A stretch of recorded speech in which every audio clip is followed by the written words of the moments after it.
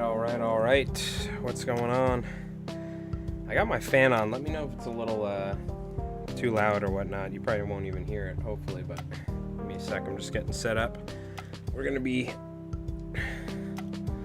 tying some synthetic slammers tonight.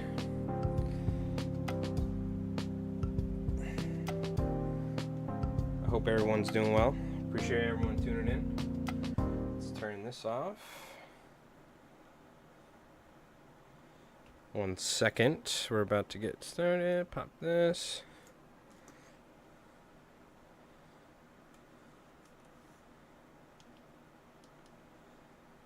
I hope everyone's doing well. Appreciate everyone tuning in. Hope everyone's doing good.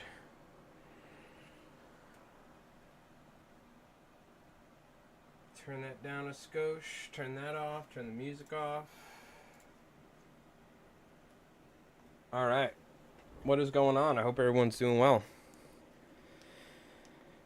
Appreciate everybody tuning in. Hope everyone's having a good Friday night.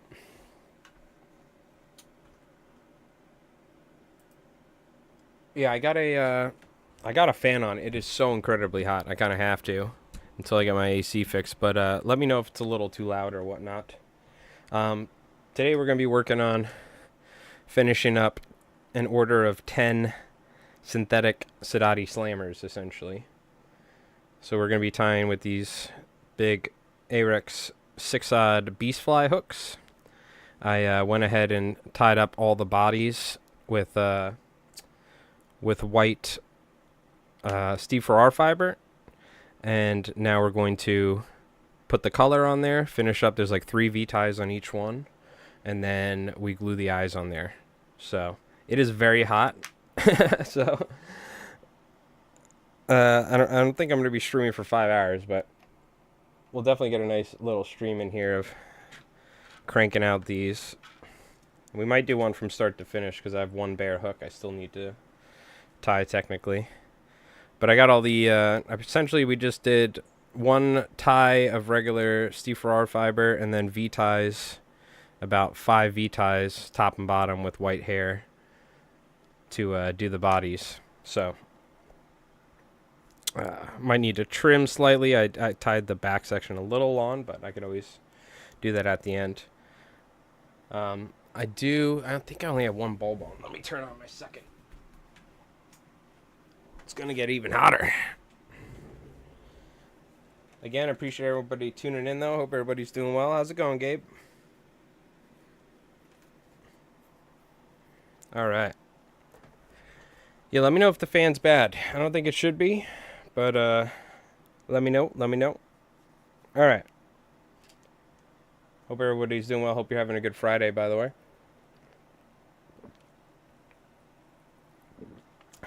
All right. Let's go ahead and crank some of these synthetic slammers out, shall we? All right, so I've been using the off-white for most of the Steve Farrar fiber for most of the body. And then I've been going pink and chartreuse, which you can see this one I've already done. Pink and chartreuse for the top, white on the bottom again, then a mix of, or pretty much just straight olive on top of that, and this is for the bunker. I'm using this wild olive, right on top of that. And after that, I'm using a blend of 3 colors. It's, again, white on the bottom. And then on top, there's the olive that I showed you. There is this mackerel color.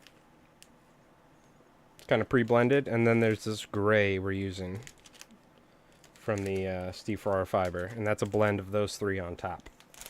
So we're just going to keep tying. We're going to keep cranking out flies. And we got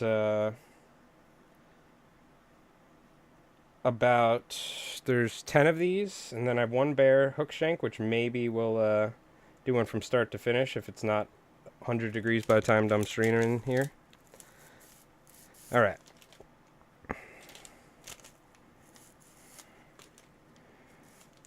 Kept it pretty sparse for most of the ties. And now I'm going to fill it in just slightly, but for the belly. So one thing I find is the white tends to fill up easier than the colors. I don't know if it's just like a mental thing, like the visuals of it. So I'm trying not to go too heavy on the white on the belly. Tie that about even like that. Let me go with some straight olive here.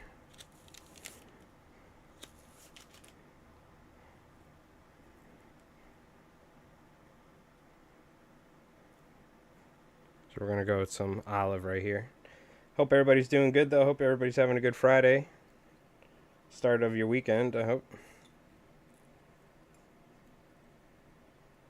I'm using some mono right now just because I ran out of the flat wax nylon, but that's what I usually use. But I am going a little bit of super glue on each tie afterwards.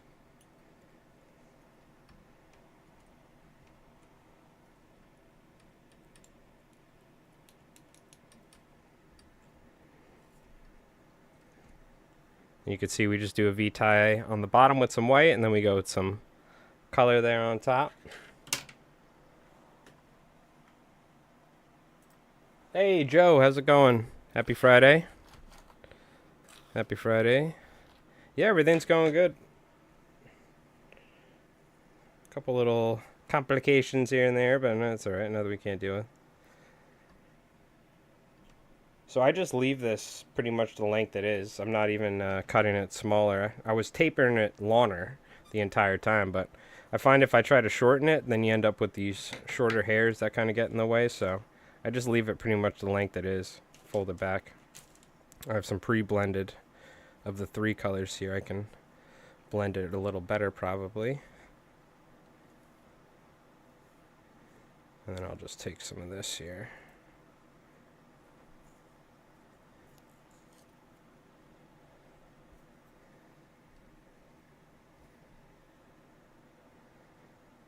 Take a little bit off of that. We don't want too much. Put that back in the pile.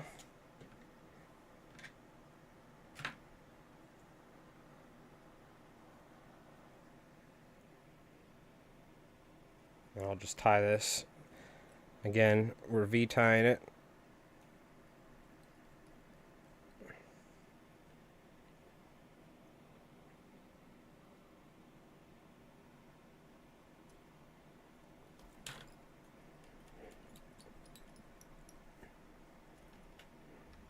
Right on top like that.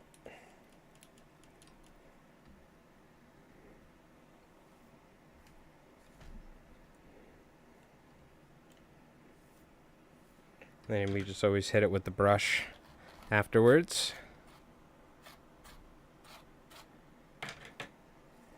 Again, it's a fine balance of having a nice sparse fly and one that still is going to have the profile and shape of a very large adult bunker.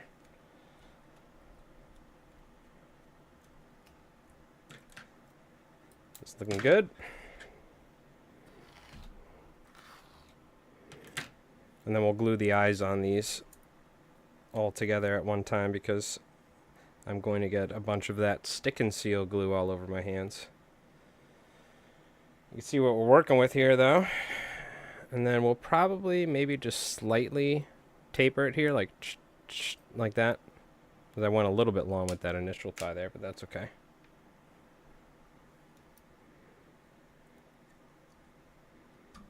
It was a big old hook though, I'll tell you that much.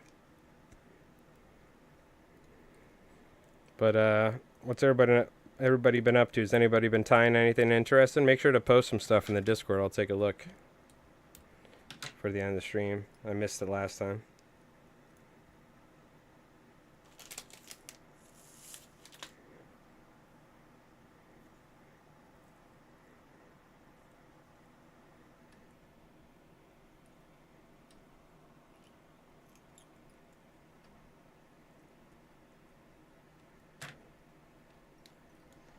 We'll go with our white on the bottom there. And this tie we do pink and chartreuse. I'll grab some of these both like that.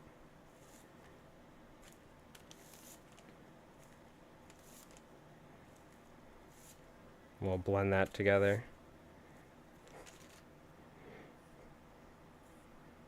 Kind of mix those colors into a chartreuse and pink color, whatever this is.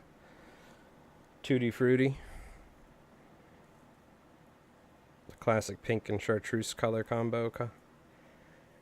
Classic.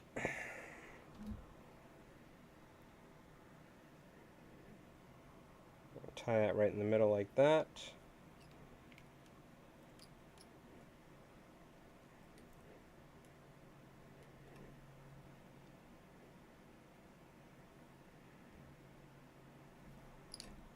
Kind of focus that on top there.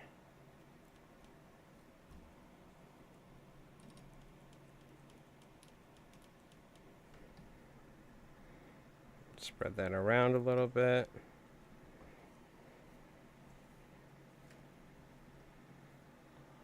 Tied a bunch of bass flies, and I'm going fishing fresh in saltwater all throughout the weekend. Oh, very nice. Very cool. Yeah, tomorrow I'm going to go drop all these off at the tack shop, plus the 2 beast flies that we tied, those jumbo beasts. And tomorrow I think I'm going to go play some Warhammer at my buddy's house, because he's going to Atlantic City for a tournament. So I think this is like the last time we could play before he leaves, so... Got my Blood Angels army list looking good, and all my models printed and painted. I got to do a little painting tonight, but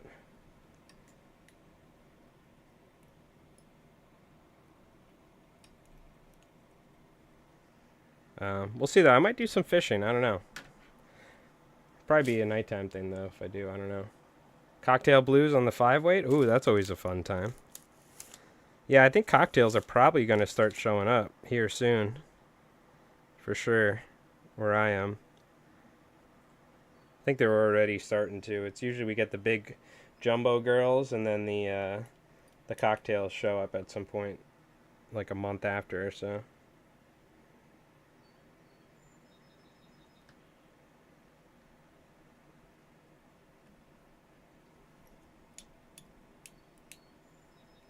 Let me actually tie this a little bit more forward so I have room to fold it back and then wrap.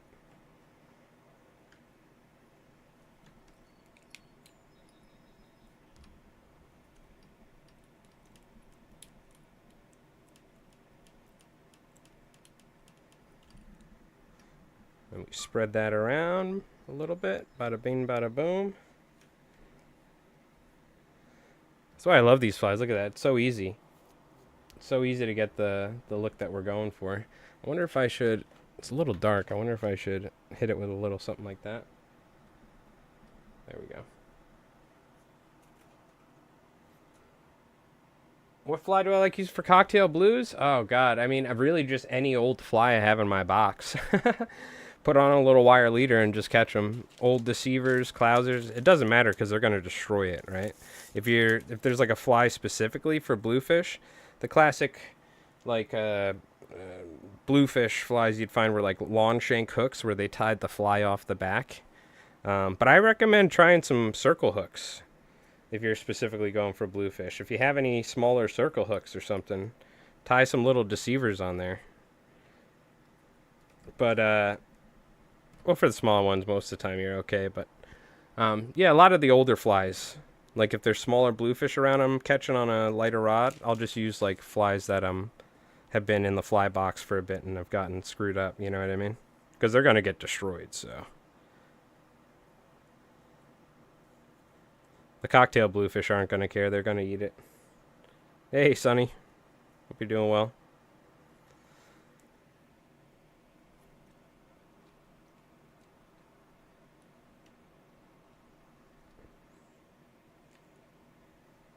Gotta fix this bodkin, man. This is shambles. We're in shambles. Let's go a little bit. Let's go even more because I'm trying to favor a little bit more on top at the end because the whole body's white. So I really want this color to shine through, you know, because we only got a couple ties of it. But again, keeping it sparse is the name of the game. The sparseness is the key. Let me know if the fan's a little loud. I got the fan going. It is so hot right now, so just holler. Let me know. I don't think it should be too bad, though. Let me wrap forward a little bit. You know, with the mono, you can actually be a little bit more loosey-goosey. It's not as, it doesn't build up as bad. We only do a couple of ties when we're setting it up, and then we fold back. Hey, Brew. How's it going? Hope you're doing well, dude.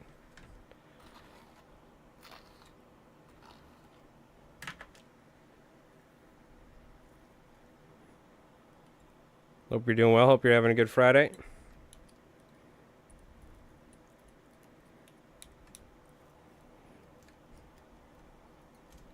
So we got 2 more bunker, and then we're going to be tying some herring.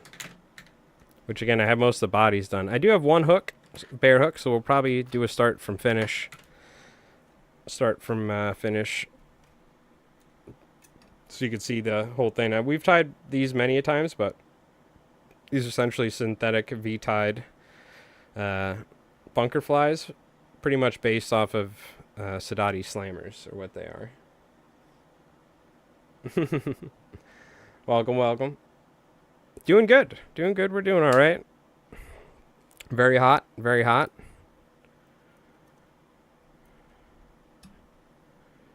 Very hot. You're also fishing for bluegills, and I strip set the fish so hard I broke my leader. Oh, God. Yeah, with the bluegills, you could take it a little bit easier. Mm-hmm. You're in the zone, huh? You're really strip setting hard there.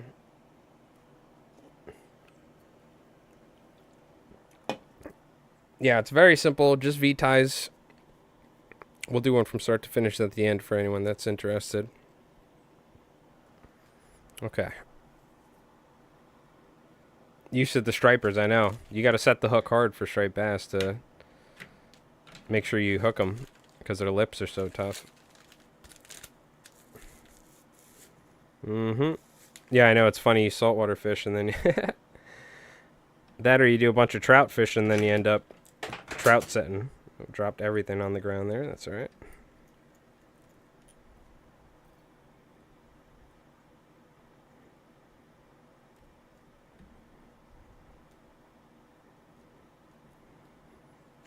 I'm gonna move that. Let's get some chartreuse.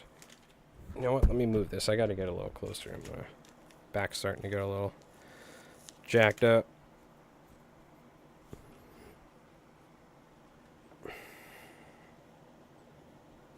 Get a little bit more pink here. Holy cow, is that hot though? Whew.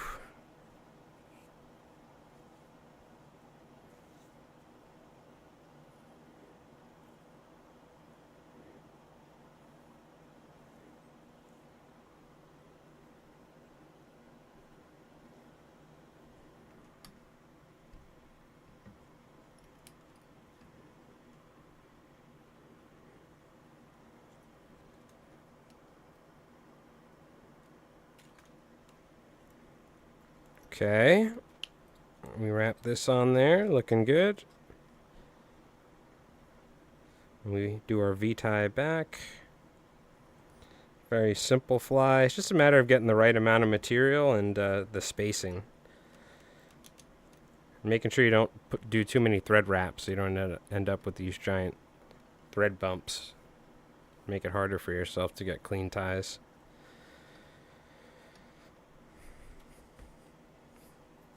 Little brook trout don't stand a chance. Yeah, exactly. Yeah, panfish on the fly is a blast. When I meet people that don't know how to fly fish and they're like, they want to go fly fishing, I used to take them out on I'd take them out on my canoe. We'd go fishing for panfish at the local ponds and lakes, because you can go catch 100 panfish on a fly rod. Little woolly buggers and stuff, you'll catch them all day. And you don't have to cast very far, especially when you're in a canoe or something like that, you know. So it's a great fish to catch on the fly rod. Throwing those little panfish popper flies, you know what I mean? Those are classic. I remember getting those at Walmart before I even knew how to fly fish. Before I knew how to fly tie when I got my first fly rod. Or it was like Caldors or Kmart, we got it. Those little panfish fly poppers that you could find anywhere. Yep. I've never tenkara fished. Definitely seems interesting. I don't think I would straight up tenkara fish every time, but definitely seems cool, especially for that lightweight ultra stuff. Traveling up in the mountains or something. Tenkara albies.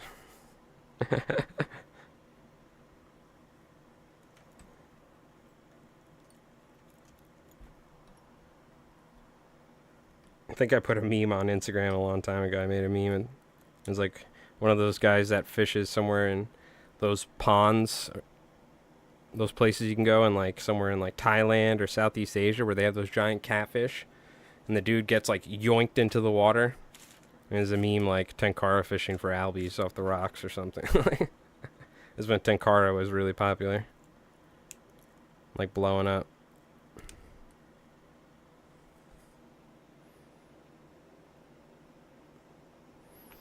I've challenged myself to catch picky bass where I fish with streamers. Very cool. Yes, it's definitely a challenge because if you have a hard time, getting them to eat crankbaits and chatterbaits and this and that and worms, it could be a challenge to get them to eat flies too. But sometimes they also are. They've seen so many different lures and stuff that the flies might actually work pretty good because you can fish it in a way that's slightly different. You know what I mean? But definitely a challenge getting picky largemouth on the fly in heavily like fished areas, you know what I mean? Because I used to do the same thing. Places that would get a lot of pressure, little ponds and stuff.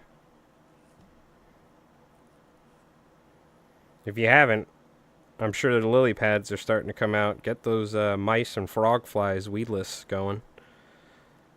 That is a lot of fun to fish with. We might need to end up going doing some bass fishing with our buddy Jeff. We were talking about it. The fishing's been so terrible this summer. We might need to go do some bass fishing.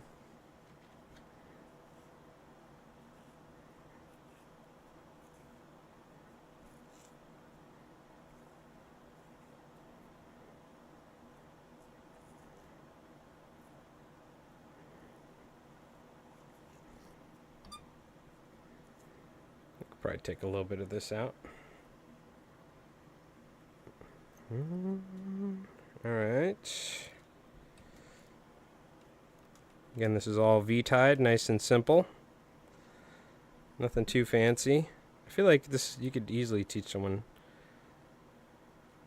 how to tie their first fly with something crazy like this. It looks so daunting, but it's very simple. It's like one technique the entire way up, the hook shank, you know what I mean?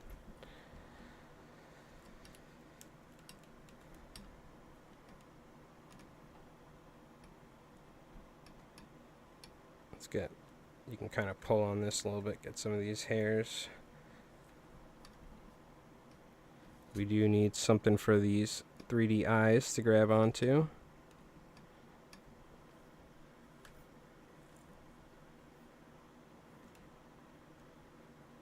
Kind of take some of the V-ties and work them on the side so they kind of help cover up some of the thread, because really a lot of the material is being tied on top and bottom essentially, and then V-tied. Oh yes, that's right, I dropped everything, didn't I?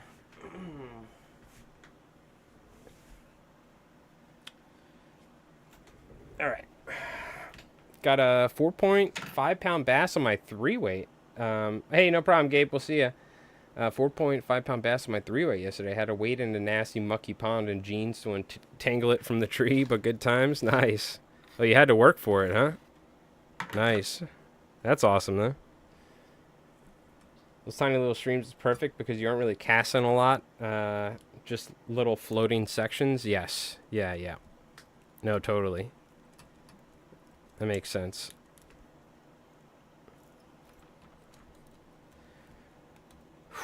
Man, it is very hot. Not gonna lie. Might need to go take a break every once in a while. Whew. Holy cow. I am gonna pop this off because it's too many headphones. I just gotta not miss any notifications. Okay.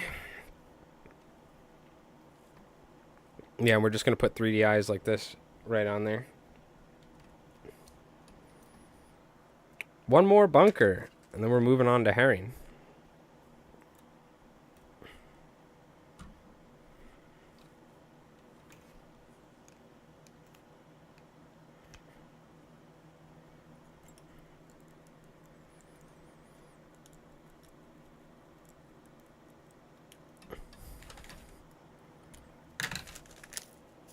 And get some white here for the belly.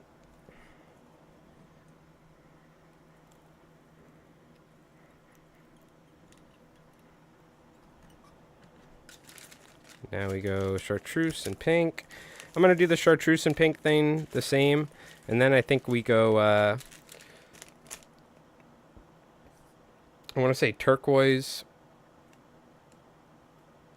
and blue and tan for the herring. And then we go with dark blue and gray. I'm trying to remember the exact color combo I used. We'll have to blend it and see. Generally just lighter, going to darker colors, of course. Classic baitfish shtick.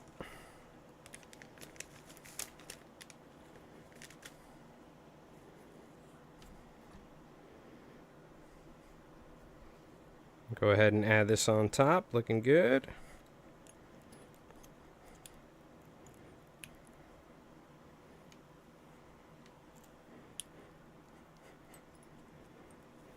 Fold that back, yada yada yada.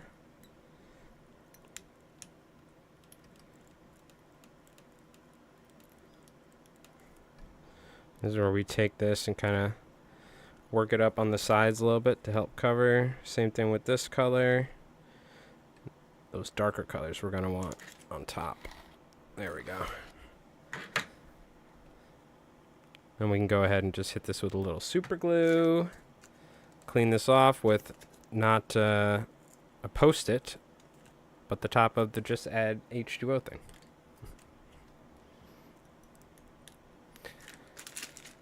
Okay.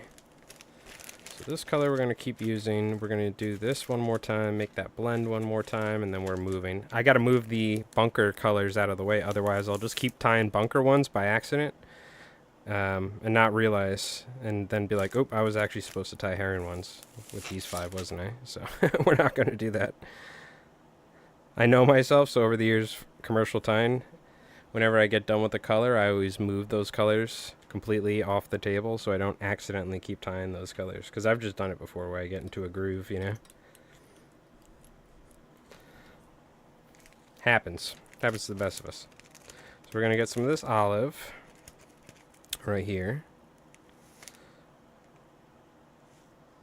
Put that. Get some of this gray right here. Use some of this. And then we'll go with the turquoise. And I'll blend all this by hand.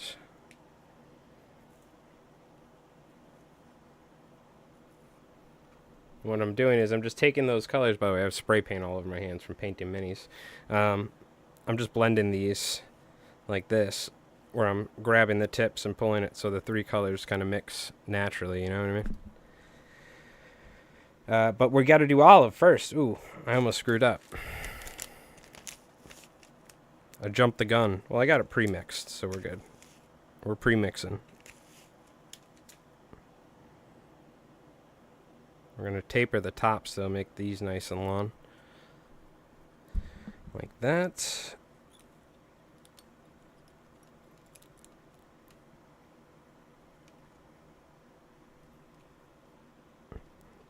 Nice and even. We fold it back now.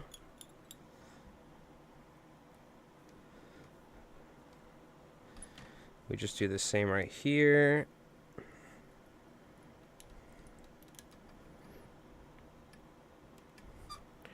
Again, each tie, just for durability, especially running into larger fish or even toothy critters, right?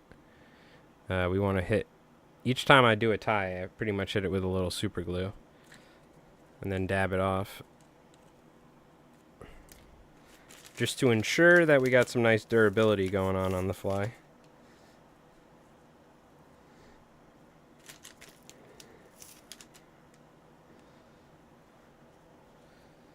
Okay.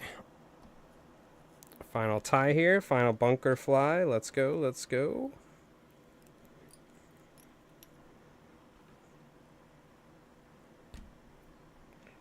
Pull that nice and even, and then we got this color on top. So we're gonna make this lawner by pulling and tapering it to the length we like. God, it's so long, it's so annoying. I keep catching it with my...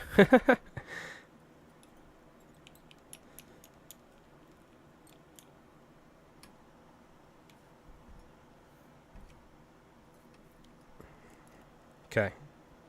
So now, fold it back, nice and even. And I'm not folding it back directly on top of itself. Well, I kind of am, but it's always tied at the opposite angle. Because with a V-tie, you tie the back section off one way and the other like this, so it's kind of at an angle. And then you fold it back so you're covering the other section. And it's in the shape of a V when it's tied. Like this. Then we could spread this around.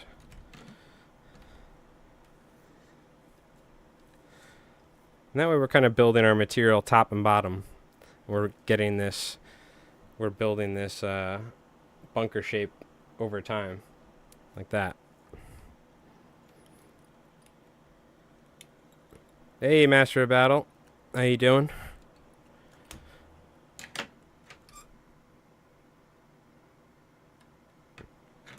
Hope you're doing well. Strunfuzz. Yeah, this is slinky fiber, but I think it's virtually the same thing, if I'm not mistaken. It's pretty close.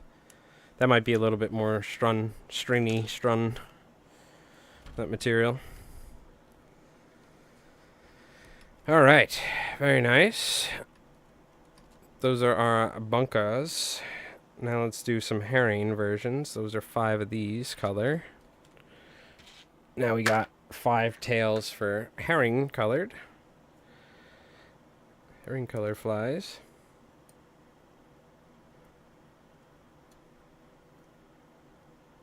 My mama says, yeah, exactly. There you go. I always love a good Waterboy quote. Abraham Lincoln's the devil. That one always cracked me up. That used to crack me up all the time when I was a kid. Abraham Lincoln's the devil. It's just like out of left field. You know what I mean? Well, you kind of get it later on, but when you're a kid, you're like, what? And you're like, oh, maybe that's because, like, the South, or I don't know. But it was just so funny. There's, like, Abraham Lincoln and what's it called? And it was like a callback almost. There was, like, Abraham Lincoln and Chubbs. And, God, what was the name of the golf one? I totally forgot. Happy Gilmore. Yes. Because I don't think you see an apparition of Abraham Lincoln in Waterboy, right? No, it's like almost like a callback in Happy Gilmore or something. Because I don't think there was a reference of why Abraham Lincoln was with Chubbs and the Gator, right? Like when he's floating in the sky. I'm pretty sure that comes from like the Waterboy. I could be wrong. That's like Adam Sandler lore. You know what I'm talking about? In the what's it called? In Happy Gilmore, like Chubbs, after he dies to the Gator or something, he's up in like heaven looking down at Happy, and he's with like Abraham Lincoln and like some other people. I forget who else. I don't feel like there's a reason Abraham Lincoln should have been there other than the fact that it was because it's like a callback from the Waterboy. Or maybe the Waterboy... Was the Waterboy after or before Happy Gilmore? Because that could answer things. If Happy Gilmore came first, then my theory is completely out of left field and wrong. You know what I mean?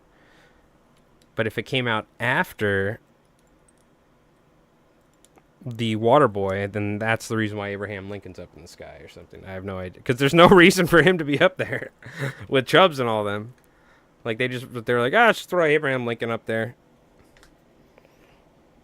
Water Boy had to be first, yeah. Do you know what I'm talking about? Do you understand what I'm talking about, right? Yeah. You stay away from that Vicky Valentine, Bobby Boucher. She showed me her boobies, and I like them. Such a good movie.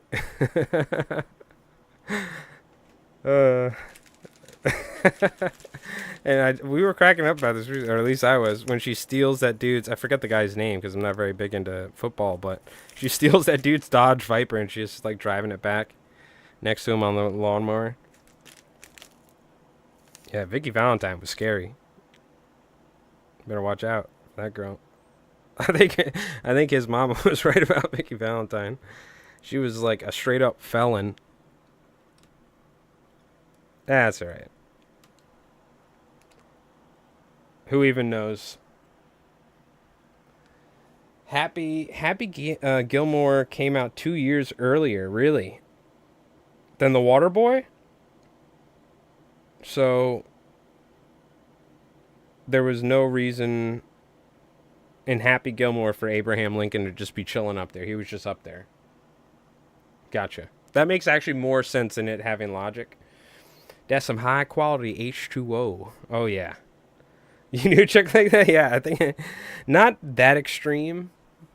Minus the criminal side, I pretty much dated a chick like Vicky Valentine, yeah. Minus the like actual criminal aspect. Okay, we're not tying herring anymore. See, we started talking about the Water Boy, chat, and I almost tied bunker colors. You see that? I almost got sucked into it. Do I not have more blue? What? Really? There's no way. No, yeah. That's what I thought. I was like, there's no way. We had a ton of blue. Okay. We're going herring this time. So we're going to do something like this. I only have so much of this tan. I'm going to mix it with this blue. And you're like, tan and blue? What? Listen, I'm telling you, once this stuff, you just do a nice blend, a couple colors on each time, and they just really start flowing together nice. And then we're going to go turquoise as well, because I need to tie 5 of these, so I got to fluff up this tan section here, you know what I'm talking about?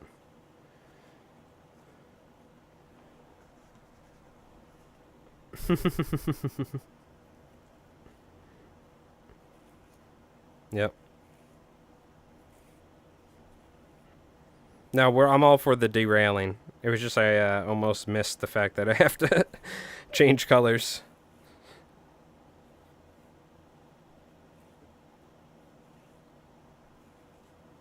Okay. So we're going to take this right here.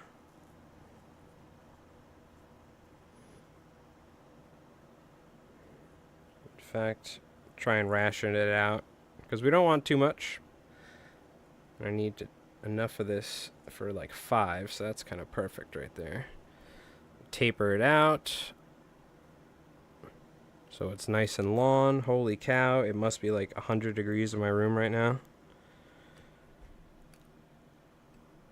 It's not even that bad outside, it's just I have so much equipment between the lights and cameras and computers and all that. It's alright though, I'm going to be trying to fix my AC here this weekend, so I gotta like pop it out the window. Check out, I think something's in there, like twigs or branches fell in there or something. Alright, fold this back. Good thing is I legitimately probably lost like half a pound or a pound yesterday in that 5-hour stream. So we're keeping it up. Maybe we'll get a full pound or 2 out. Pure sweating. Okay, there we got our nice blue. So you can see we're just favoring blue on one and then olive on the other. But we have all these colors mixed together. But we can just kind of go with blue for one. And it kind of changes the whole thing almost. Whew. Hot damn, it's hot. Okay. This one we're going a lot more blue. We'll probably just go blue, little turquoise, and then gray. I do have a little black, too.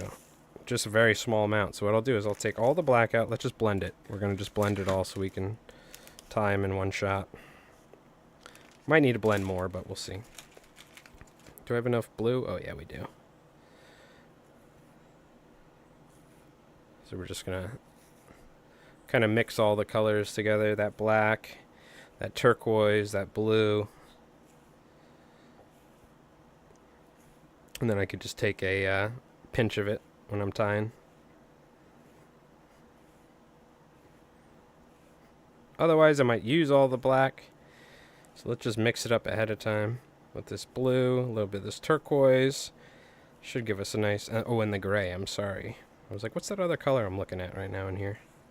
Put some of that gray C4R fiber.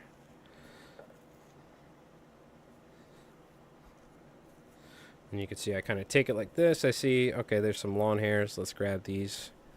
Taper those as well. Nice. You can see the colors we got going on. That's our final tie that we're going to do right now. Whew. Whew. It's hot. Okay.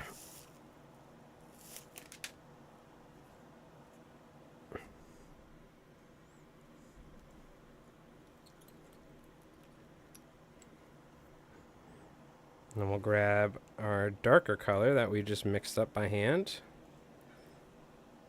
And each of these colors has some colors in it, so we ended up mixing like 5 or 6 colors. You just get a nice, cool, like natural looking blend, you know what I mean?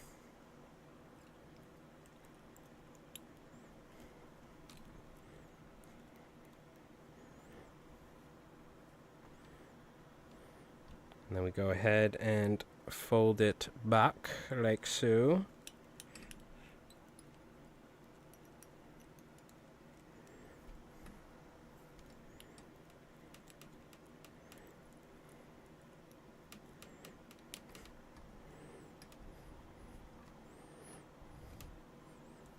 And there we go. We got ourselves a nice herring coloration. Instead, I got to brush it out, of course. Then we glue our eyes. You'll see that we're going to glue the eyes like this. It's going to help kind of spread this and maintain that profile like that. And you can see once I brush it, it kind of opens up. This is really what it's going to have quite a large profile. We'll slim down in the water, but due to the way that we tied it, and after putting the eyes on there, it'll help keep that profile. All right. Holy cow. I need to, like, get up, stretch break, grab another White Claw here, and just step outside and get some fresh air, because it is hot. Whew. All right. So we got 4 more herring to tie. Very nice. We're going to put all the eyes, and we got 5 bunker. We have 5 herring then. And then we'll do one from start to finish. We got to put a lead keel on, and then we'll tie all our V-ties and everything like that, and I'll show you how we do these. These are for the local fly shop. Also, in case you missed yesterday, which I think most people were there, we ended up tying 2 beast flies, and this is one of them, with a bucktail for all bucktail hollows for a local fly shop owner or a tackle shop owner. He asked as a favor, so check these suckers out just to give you an idea of size profile wise. This is, I think these came out to be right around 10 inches, and this is probably like about 11 or 12, probably closer to 12 or 13. But you can see the profile difference obviously too. Is that going out? No. These are all for a for an order For the Friday Fly giveaway stuff, we have the Kinky Muddlers. The Kinky Muddlers and the, what do you call it?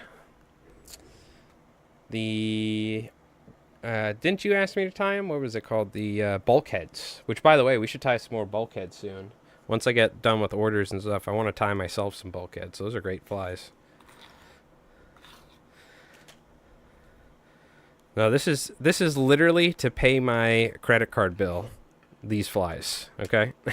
That's literally what these flies are being tied for.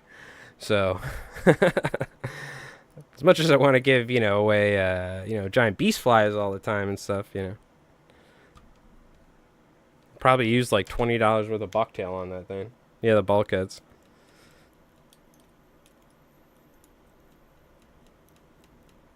All right. So, I think we're going to take a quick little break. I got to stretch. My back's, it's just hot as hell. It's humid. I'm going to just walk around for a minute or two, grab a drink, and we'll keep on cranking through these. We got 4 more herring to tie, and then we'll do our one from start to finish. At the end of the stream, we'll take a look at the Discord and see what everyone's been up to. So if you do have some flies you want to share. Probably tied about 6 dozen of my carp flies in the last couple weeks. Yeah. Oh, damn, I bet. Mm-hmm. Yeah, what was I working on before this? What was it? Oh, we had a couple private orders. I did a bunch of these for somebody. I tied squimpish hollows for our boy Nelson. Shout out to Nelson, in case he's watching on YouTube. And there were a couple other... Oh, the other thing I need to do, I had somebody reach out to me. And they asked me... They were like, listen, I'm willing to work with you. Let's prototype. I go fishing for tuna down south.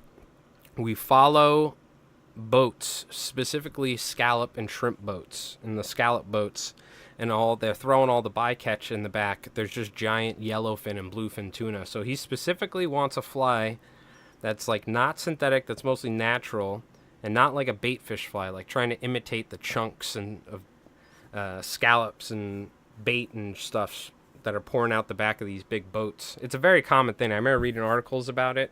You could probably find footage of them chasing these scallop boats down off like Louisiana, places like that, or shrimp boats, and they have like just bluefin tuna or whatever. I think they're scallop boats mostly, but there's just like yellowfin tuna schools and shark schools following. Yeah, come up with anything fun. I did. I mean, there's just classic... I'm thinking like a classic shark chum fly, because he wants natural.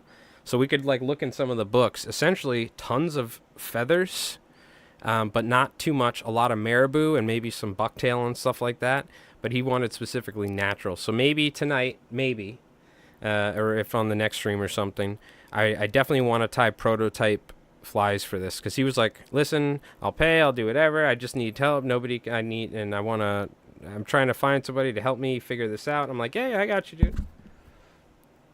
Some gnarly dubbing brush heads with feather hackle tails. Yeah, I don't know if I want to go dubbing brush head. That might be a good idea. I was thinking just straight up. I'll show you. I think I have photos of like shark chum flies and things like that. We can even probably look up. I think I remember there were articles in Saltwater Fly Fishing magazine that talked about this. You probably can't find any of this stuff. This is like historical now. But I think I think essentially it was just like a bunch of pink, purple, teal, white, brown feathers and marabou wrapped on the shank and feathers off the back, maybe splayed out somewhat, either on a tube or just on like a straight up tuna hook. You know what I mean? The Bufords, or Bufords. Yep. Bufords. All right, we're going to take a quick little break. I appreciate everybody tuning in. It's extremely hot and humid, and my AC doesn't work. Hopefully the fan isn't too loud, by the way. I have a fan in my window, so hopefully it's not too bad. But I'm just going to stretch my legs. I'm going to go grab myself another drink here and just stretch my back real quick because I'm getting a little bunched up, and we'll keep on tying, all right?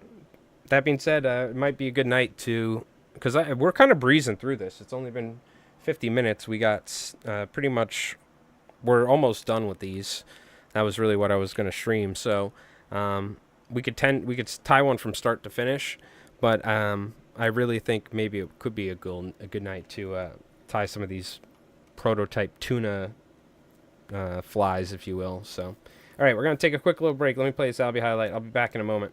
So, appreciate it.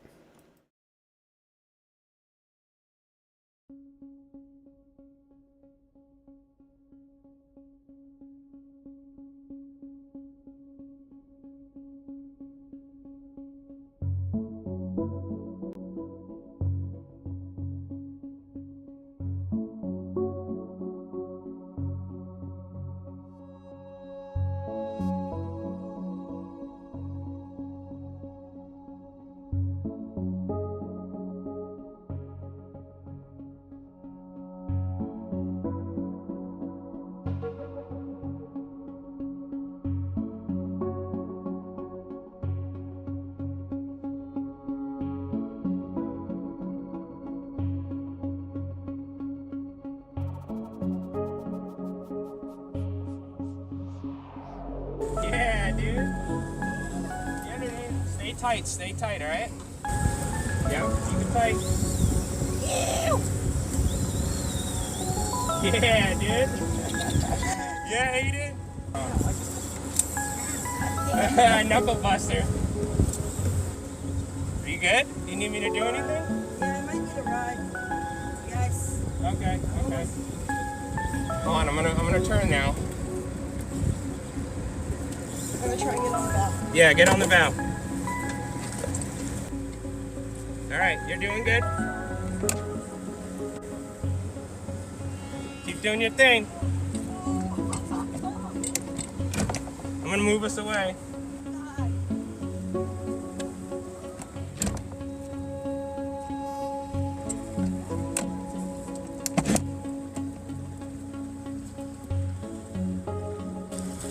Is that a little one? No, that's a nice one. Is it? Oh, let's go! Come here, hold next to your alley.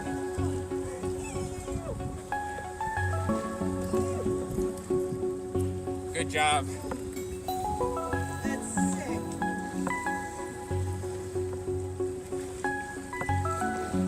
All right. Nice. Let's go! Woo! Albie slap! Good job, dude. Yee!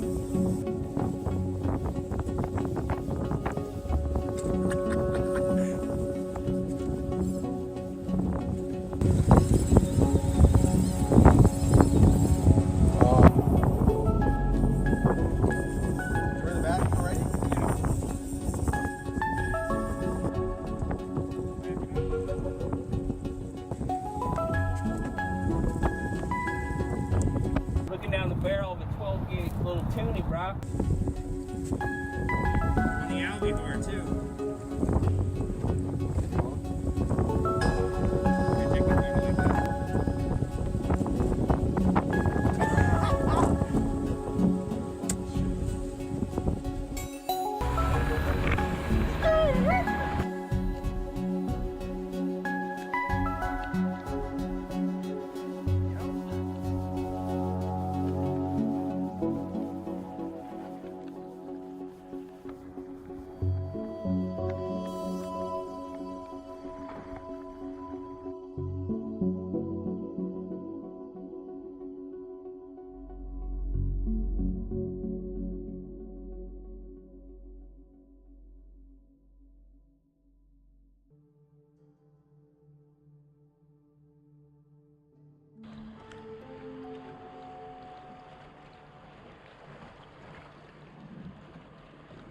Oh my God, dude!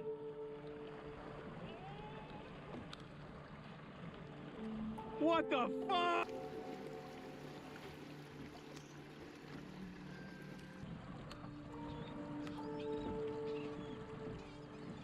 Woohoo!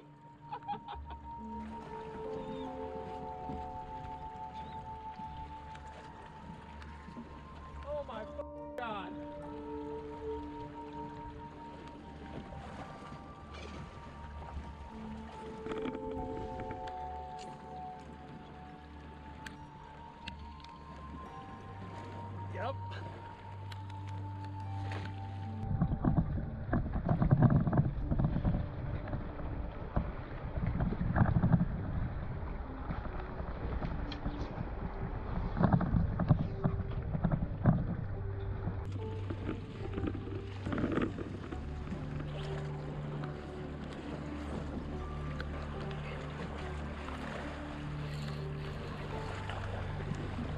my god!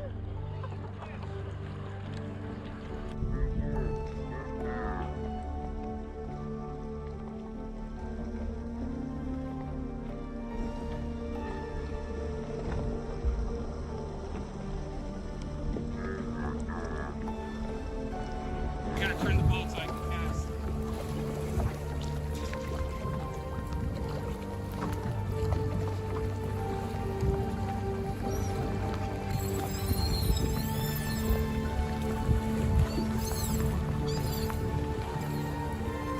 Oh my god, dude!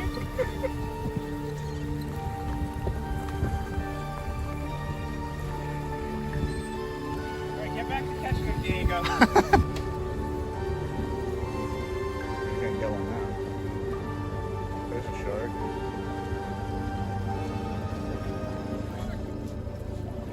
Frigates!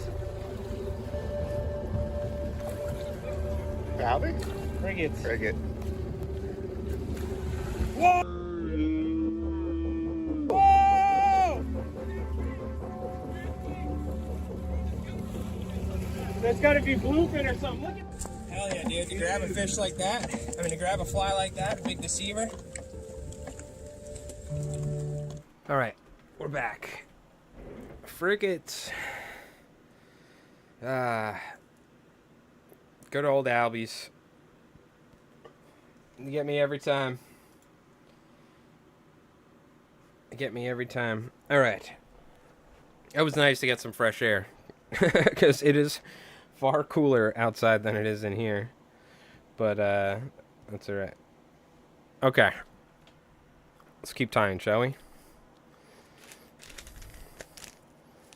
We'll finish these up.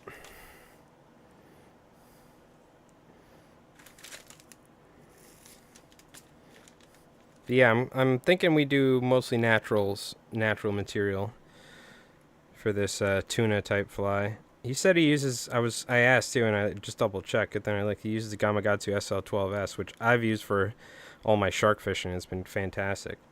We also use that for giant trevally for saltwaterflies.com and stuff. So it's kind of my preferred go-to big fish hook.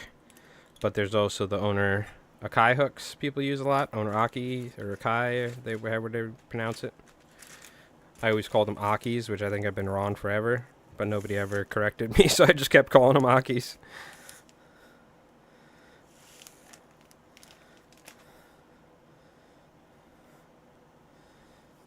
Whew, it's hot. Alright. Taper this out. I got some good tunes in my earbuds. I wish I could play it for you, but we ain't getting copy striked. But it's good. You can kind of play your own tunes if you'd like. I'm a big listening to music while fly tying sort of guy. I always have been. I find the two go hand in hand very well, at least personally. Do you folks listen to music while you fly tie? You watching stuff? What are you doing? You just focusing on it?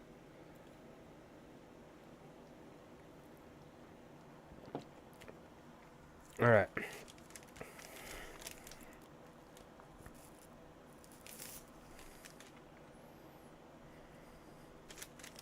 Go a little bit more here.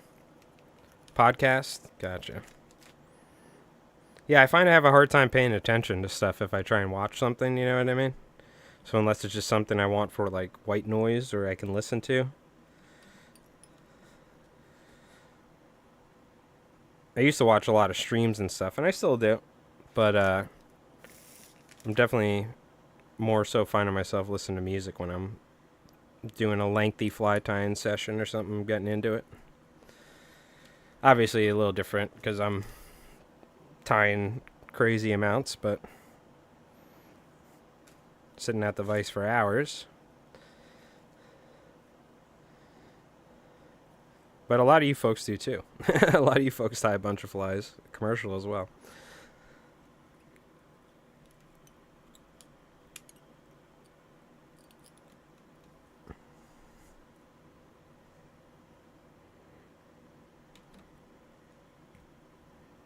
Pull that up. we're looking good.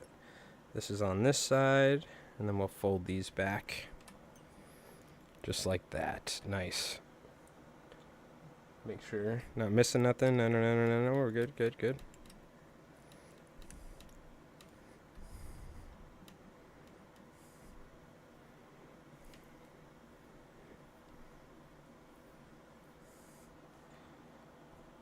God, dude, I'm getting in crazy amount of ads for TikTok on YouTube. It's nuts. It's like the #1 thing. All right. Yeah, we got 3 more herring after this, and then I don't know. Maybe give those tuna flies a try. I do have one more hook here. I could tie one more herring, but I might save that hook for something else down the line, like another beast fly. These are the Popovic's beast fly hooks from Arex.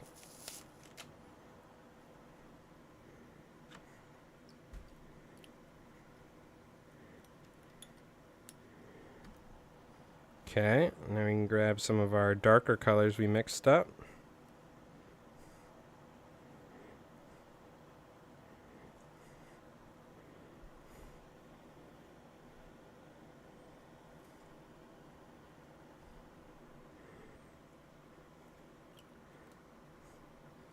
You can see this is fighting me. Ah, get back, you foul beast.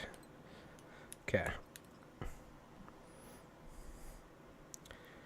I think we might go with just a little bit more of this darker color here.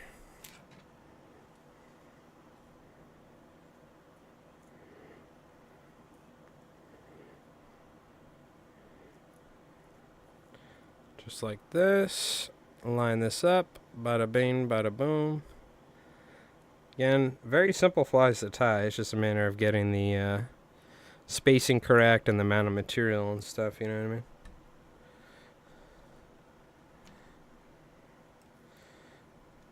Go ahead and fold that back.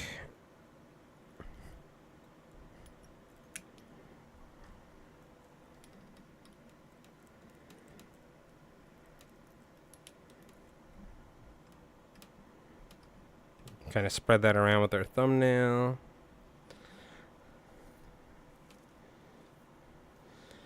Then we hit it with the brush. Rinse and repeat. Nice and simple.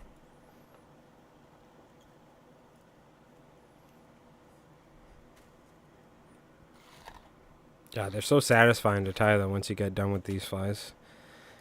They come together so nicely.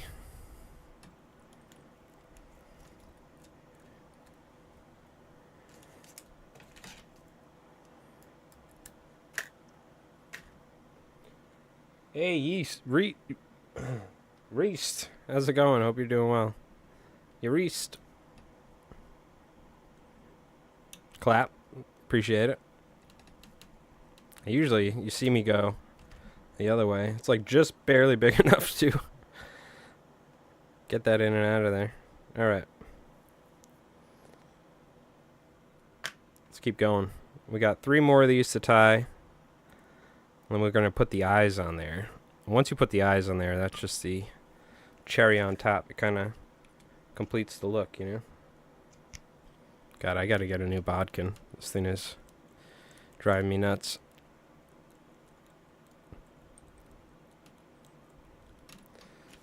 Get our thread on there.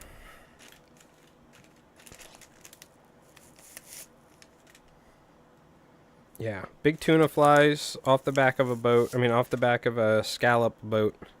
I'm assuming they're throwing back bycatch fish, as well as maybe if they're actually shucking the scallops and then throwing back everything, you know what I mean? The tuna are crushing that. So we got to imitate something. We're essentially just going to be using a lot of natural materials, I'm thinking. That's what I'm going to lead towards. Just from... I've never done any of this fishing, but I've read so many different things over the years on different types of fly fishing. I remember reading an article in the old Saltwater Fly Fishing magazine you used to be able to get. That's literally right, like just about this topic. I wish I probably still have it somewhere. It's probably up in my attic, like in a box. I think I kept most of those articles or those magazines. But that was an awesome publication. I think it was like there was like a fly tying one, or there might have been a. I want to say I think it was two. There was fly fishing in saltwater, and then there was saltwater fly fishing magazine. There were two magazines back in like the late '90s, early 2000s. I'm trying to remember though. I think they were two separate publications, but I still have a ton of them somewhere. Glad to see someone doing live flies. Hey, no problem. Appreciate you tuning in. Yeah, we've been doing this for years. I've been tying flies on Twitch for I think it's like 6, 7 years now. But you'd be surprised. There's some other people doing it as well. Point Blank, he does a lot of IRL fly fishing as well. But yeah, we appreciate it. Thank you for tuning in. All right, let's go ahead and move up a little bit. Yeah, I'm tying these for a local fly shop out here in Long Island, New York. These are for striped bass and bluefish, mostly striped bass. I don't think anyone's buying. It's gonna be like $25 or something for them, so I don't think anyone's buying this with the intention of losing it to bluefish.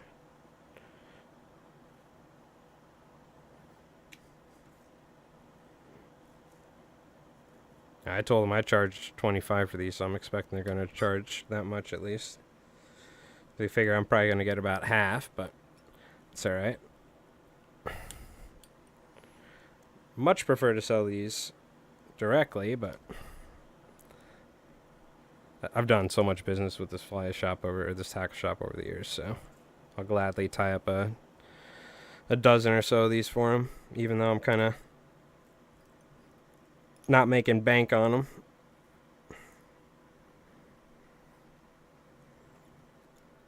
They don't really take that long to tie. It's just more so the materials and stuff. A pack of these hooks for $5, I think it is like $8. So definitely pricey stuff.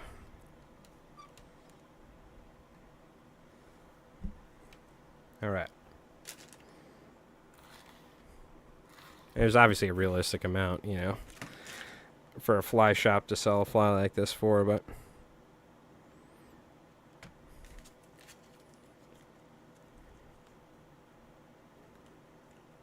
okay, now we go to our last one here.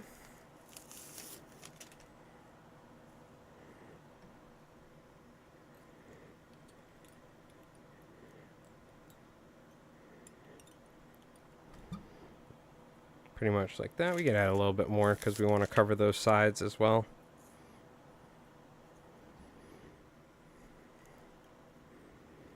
Using my thumbnail there at the end to kind of cover up the sides.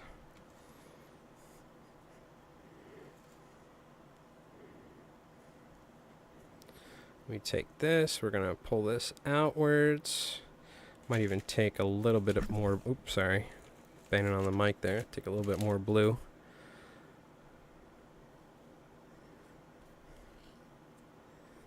Like that. That should be good.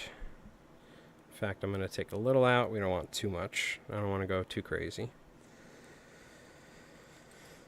It's all the balance about having enough material, but not too much. Something you gotta spend time tying these, and like I wish I could tell you the exact amount and measurement, but it's almost better to just learn it by tying and figuring out how much material I need before it's too much. Instead of being like, oh, I need to do a pencil, half a pencil worth of this and a pencil's width. Like, that's a very common measurement you find in fly tying. Like a quarter pencil's worth of bucktail. But after time, you should be able to gauge, you know, after working with material, how much you want. You don't want too much. You want enough.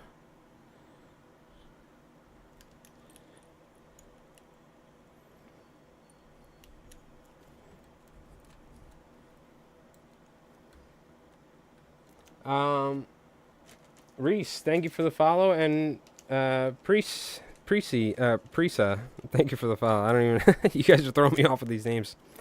Prisi, like C, but thank you, appreciate that. Yeah, if you are interested in fly fishing or fly tying, we do have a Discord, exclamation mark Discord. You can feel free to join in there. We have a bunch of awesome people that fly fish, fly tie, and share all sorts of cool fly fishing stuff. And if you are new here, we also do some live fly fishing streams as well here on Twitch, so keep an eye out for that. Even though the fishing has kind of been pretty not very good for us here in New York. There's a lot of fish out in the ocean. They're not really coming in shore, it seems like, this year, but we've been trying. We had some good fishing at the start of the year. We had some nice bass. We had some nice bluefish. Went out on my buddy's boat getting big bluefish on the fly, but it's been tricky recently. Seems like there's like just big swaths of fish and large schools migrating up north right now out in the ocean. Usually they make their way into the bays, eating all sorts of crabs, bait fish, shrimp, and stuff like that, juvenile fluke, all sorts of stuff as they work their way north. But it seems like maybe they have enough food out in the ocean that they don't even need to come in right now. I don't know. There's just been way less fish in the bay, though, for sure. All right. We are running low on white, but I luckily do have another brand new pack right here, so if we need it.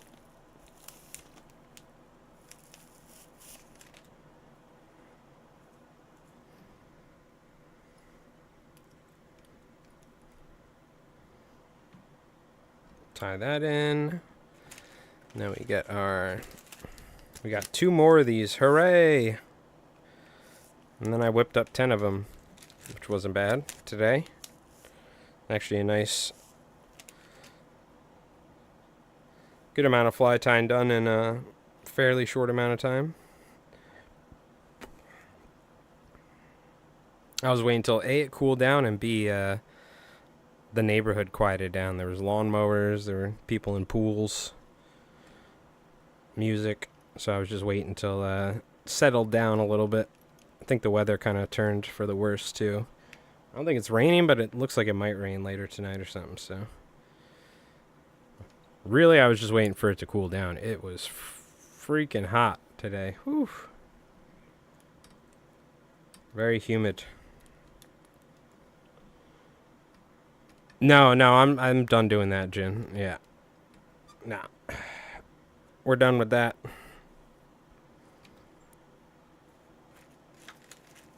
I'm trying to focus on fly tying, making content, and then I'm going to go clamming, so, on my own.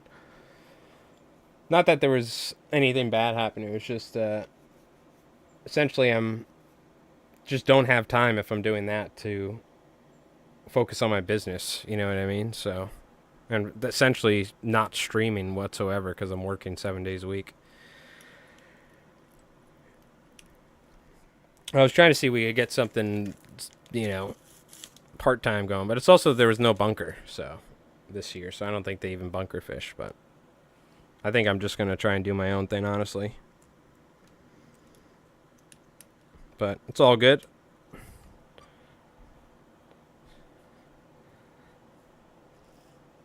Because I can go clamming, right? Or I can do whatever, but if I'm doing that, it's like 100%, you know what I mean? So there's no time for anything else whatsoever. And it was good. And then past couple years, they just aren't here, so they're out in the ocean. They're not coming inshore.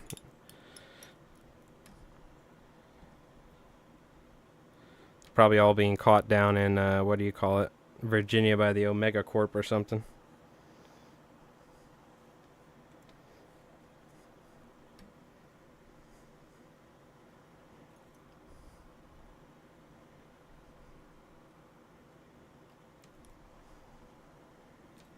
Alright, we're going to fold these back. Looking good. Yeah, that stuff was fun for sure, but oh my god, does it take its toll on my back. Holy cow. That was another reason. One of the reasons why, not only were we working super late or whatever and exhausted, so I'm not streaming after that, but I could barely move. It was one of the issues. Whew. Speaking of which, I gotta stretch. Oh, my My back. But yeah, that's a straight up full time job where you can't pretty much do anything else from like 5 a.m. till 8 o'clock at night sometimes. So.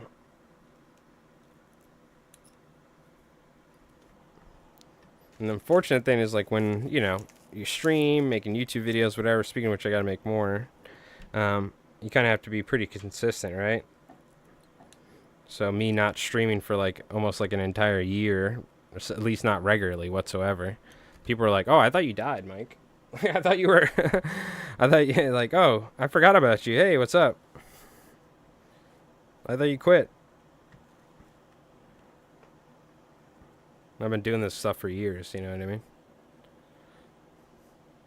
But luckily, I'm going to try and go out and do some clamming on my own. But like I told you, we had this great thing going on. And then the local place is like, oh, we're not buying hard clams anymore.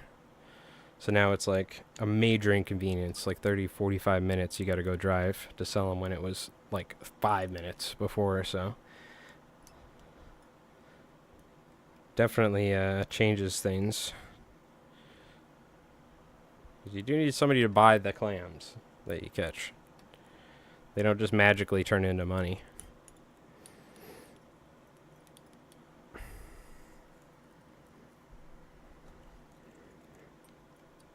Okay, we're going to wrap this up.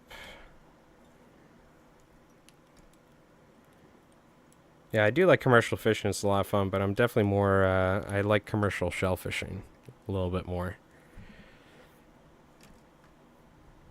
Definitely more of a shellfisher myself. I like dealing with shellfish instead of thousands of pounds of fish.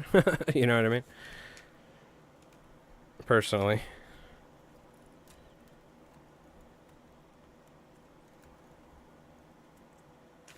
Hard clamming's like, I find it very rewarding. Like trying to go out and find 3-4 bushels of hard clams on my own or something like that. That's an adventure for me. I enjoy it. It's all about the adventure and hopefully making money, but generally you will, but depends how much of a Yahtzee you're gonna hit, which is a term that I coined.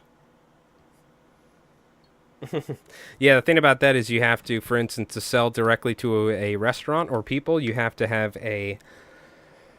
to store the clams in certain conditions. You have to check them a certain amount of times a day, and you have to have licensing to do it, where it's all regulated and they come and check it. So it's a whole nother thing. So that's why you have to sell it to a distributor. Otherwise, you essentially need like refrigerated units, and like you're essentially then dealing with food and storing food, which is a whole nother thing that comes with tons of like licensing and things like that. Yeah, we looked into it. It'd be nice to catch clams and sell them on the side of the road sitting on ice, but you can't even do that legally. You could do it. You couldn't do it legally. We looked into it. Driving off the Cape on Tuesday, my Waze lit up saying there was an obstacle in the road, 0.1 mile. Brake lights came on, and I came to a complete stop on a 2-lane highway. As we crawl forward, I see a 25-gallon Yeti on the side of the road, and there's 100 porgies all over the road. Oh my God. I hope you should have called a, what do you call it? You should have called the DEC. Or the, whatever you call wildlife up there. Oh yeah, Big Brother's got to get their cut for sure. What do you think? They're going to let you go out, catch clams, and sell them to restaurants?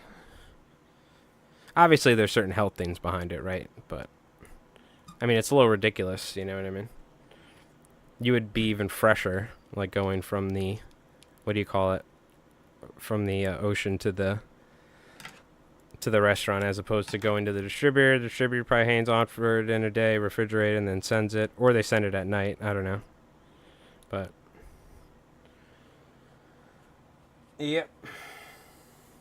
Yeah, what do you call the, do you call them the DNR? What do you call them up in Massachusetts? Jin. What do you call the fish and game up there or whatever? Guarantee that, I mean, can you even, what's the amount of Oh, you're talking about 100 pogies. Oh, I forgot. You're Massachusetts speak. You're talking about bunker. I think you're allowed 100 bunker a day with a recreational just for bait up here in New York. I thought you meant porgies. I was like 100 porgies. That sounds like that's a crime. I don't think you're allowed 100 porgies. I got you. Pogies, pogies. Damn Massachusetts speak. Yeah, yeah, yeah. Off a Yeti though, that almost, I guess. I wouldn't. I mean, that's like not a lot of bait though.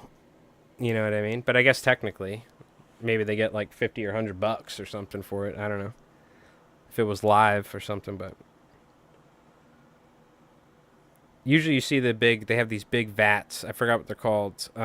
These big plastic vats that you can fill up with water and store live fish in and bring them to a shop or something. But might have been dead or whatever. They were bringing them for just bait or something. Who knows? But that sounds like a complete waste of fish.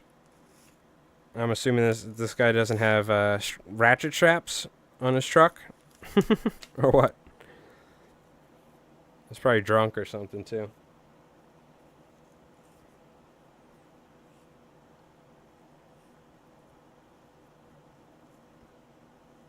Dunkin' Donuts is wicked awesome. Hell yeah! I don't know why. Why do we bring up Dunkin' Donuts? But yeah, it's nice when you're on the road. Hit some Dunkin' Donuts.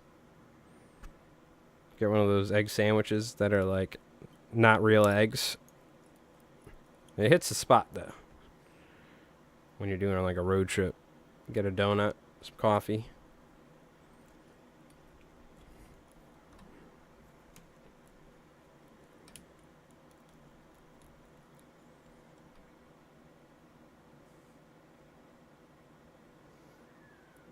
Your West Coast. It's not. I mean, look. It's just. It's not gourmet donuts, but you can go in and get a donut and some coffee, and what do you call it? Be all right. Now, mind you, I don't drink coffee anywhere other than the coffee that I make. I got a. Oh, Massachusetts speak. Gotcha. Yeah, wicked awesome, man. Yeah, wicked awesome. Yeah, yeah. We don't really have like bakeries though where I am. So if you want donuts, you kind of have to go to Dunkin' Donuts. So I'm all for it. A game of D&D, someone bring some donuts or something. I'm down. Mass Fish and Wildlife. Oh, is that it? Okay, gotcha. Yeah, ours is the DEC, the Department of Environmental Conservation or whatever.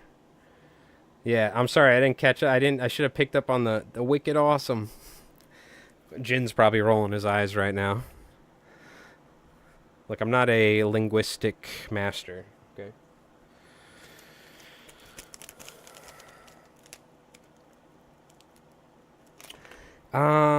Got a couple hours next week near Central Islip and was wondering if you can recommend a creek, a stream, or a river.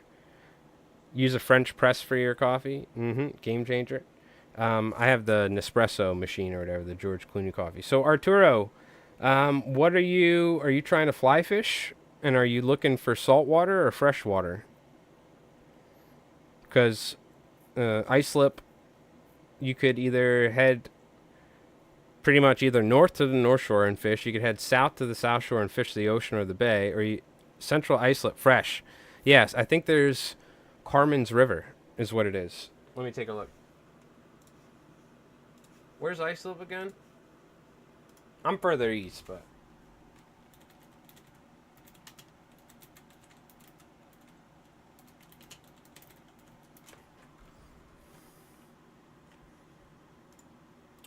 wait, where's...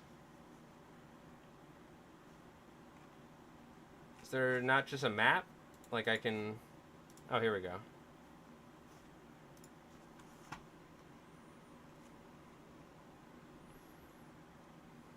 So...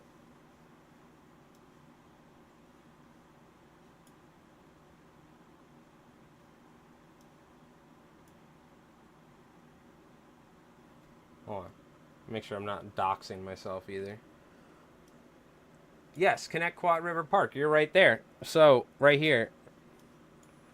This is it. Connecticut River State Park. You're going to need a freshwater fishing license for New York State, which if you're an adult, you're going to have to pay. I think there's like a temporary license, but you are going to physically need one to go here. But this is a park, and this has trout fishing. This is one of the only rivers that has, if not the only river that has actual wild trout, and it's the Connecticut River. It runs up to the 495 here. But what you do is you go in. Where's can I switch the satellite view? I forgot. Hold on.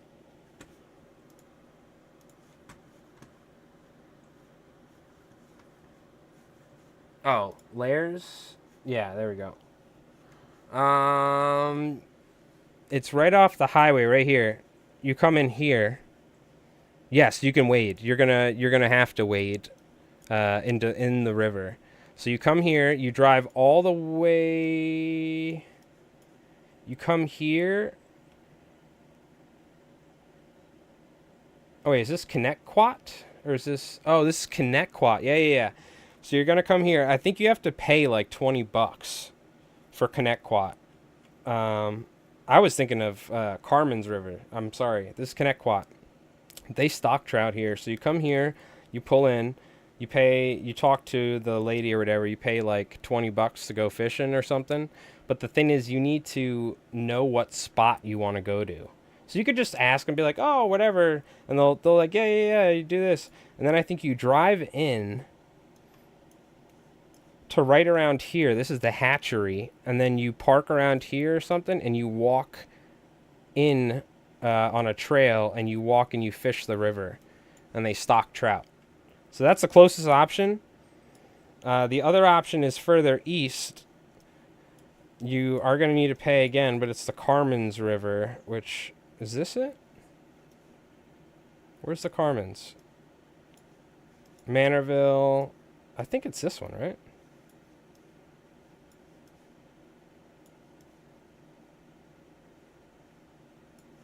Oh, am I too far north?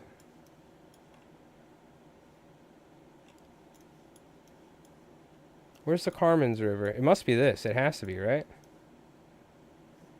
Yeah, it's got to be this. Yeah, this is the Carmen's River, it's called. South Haven County Park, you could go. This is further east. This you wade in as well, you're going to pay. And what you do is, you could fish here, but you pay here, you'll ask them. And I think you go out, you drive up here, and you come in here. And there's another entrance into the park right here. And then you drive along the fence and you fish the river. So you could ask them, but Connecticut's the easiest. You go up, you park, you just walk, you fish. That's like the main one. So hopefully that helps. There's also ponds and lakes. You could just go look, but you are going to need a New York State freshwater fishing license to legally fish in freshwater. So you can get a temporary one. You're going to need that to go to these county parks. But if you're looking for trout, that's the only 2 trout rivers that you really have. There's one more river further west, but it's I don't know anything about it. I've never fished it, so.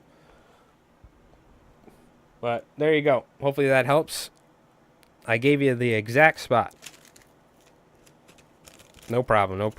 Brain woolly buggers, you could probably nymph and dry fly. I just fish streamers, woolly buggers. I don't really go there often, but it's a very popular place to Connecticut because they stock trout. You can get some really big rainbows and brook trout and browns there. That's a place where like people will also travel from like the city and stuff too, because it's pretty accessible. You know what I mean? And it's really one of the only trout fishing places, unless you want to go upstate. Now, mind you, I'm a saltwater guy, so I fish the oceans, but I do enjoy fishing the Carmen's River. That's a really nice river because there's wild brook trout, which is pretty cool. But also, last time I went there, it was completely destroyed because there's a lake up above the Carmen's River, and the township that manages that lake, because the river runs through like multiple townships, I believe, like took down a dam to this, pond or lake at the top of the river, and it completely filled all of the trout holes with silt. And like it was pretty catastrophic when I went there. I was like, holy cow, this probably like, you know, destroyed the river from the looks of it. Because every little hole and underneath the trees where all the native habitat where the trout spawn and hang out was completely just filled to the brim with silt from this pond. So I was like, oh, so I don't know what the Carmen's like. I don't know if it's still in good shape or not. It might be completely screwed up. But that was like a disaster. I was like, what? And I talked to somebody. They told me about it. I was like, holy cow, this is terrible. It was like a pristine, beautiful river, and it was like, it looked like it got destroyed. But anyways, it's probably cleared out probably a good amount. This was years ago. I think that we actually streamed it. We were like slamming trout, but I just had no service while I was there. But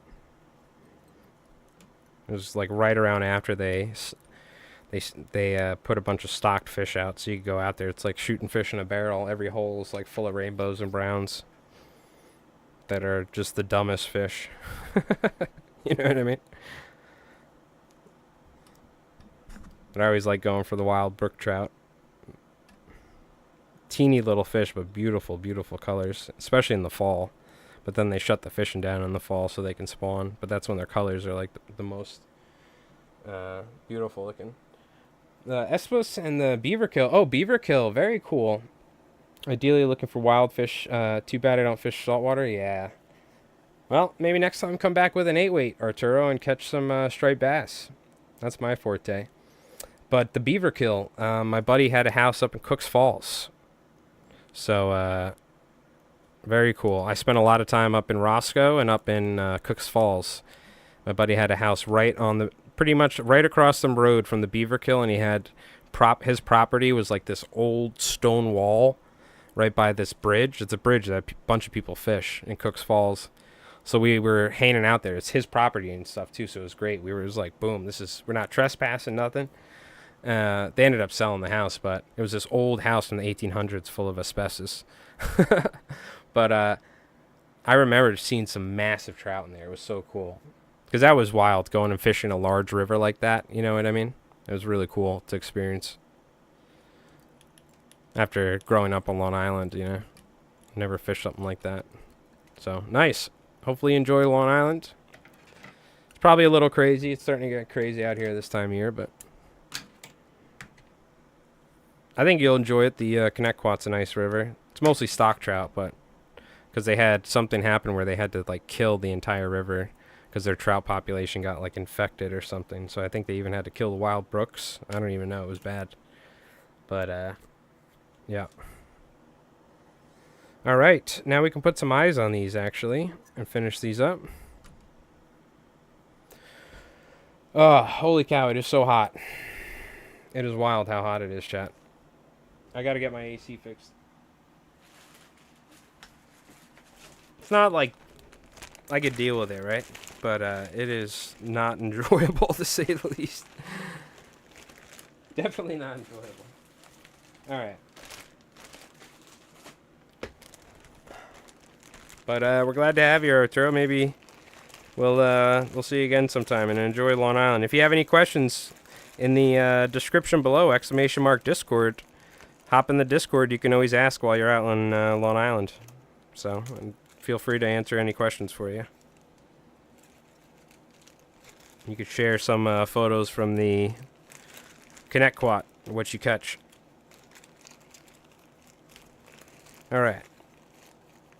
So, I'm getting all my 3D eyes out. So you can see, I had these beautiful, beautiful eyes. I think I used most of them, but...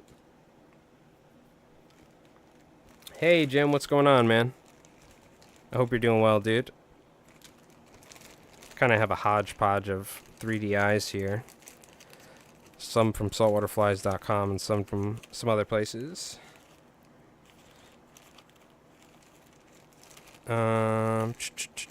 Very nice.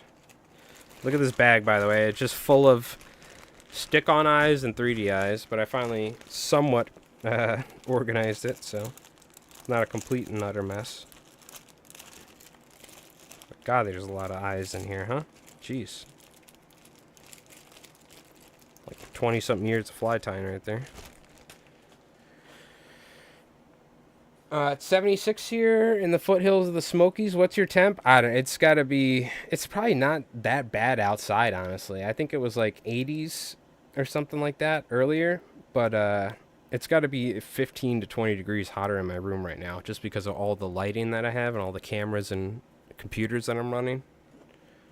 And it's just so humid. It's the humidity is the issue. If it wasn't so humid. But yeah, it's been very, very humid recently, which is just like, ugh. It's that, like, thick air, you know what I'm talking about? Alright, I'll start gluing these on. Enough complaining. We get it. It's hot. Where's my glue at? Where's my glue, dog? Yo, dog, where's my glue at? Looking stick and seal. Did I throw it over here? Where the hell is it? It's only... Oh, okay, it is there. I just couldn't see it because of the light. Oops.